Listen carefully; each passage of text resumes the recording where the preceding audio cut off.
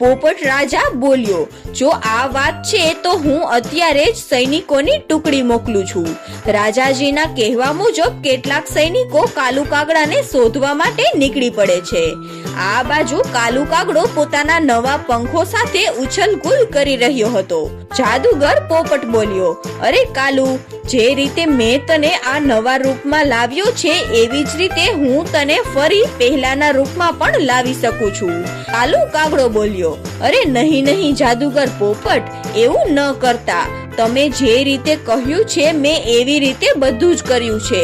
મેં બધાથી છુપાઈને રાજાજીનું મુકુટ ચોરી કરી લીધું છે. આટલું કહીને કાલુ કાગડો રાજાજીનું મુકુટ એ જાદુગર પોપટને આપી દે છે. રાજાજીનું મુકુટ પહેરતાની સાથે જ રાજાની બધી શક્તિઓ જાદુગર પોપટમાં આવી જાય છે. ત્યાં રાજાજીના સૈનિકો પણ ત્યાં પહોંચે છે. એ જાદુગરને જોઈ જાય છે.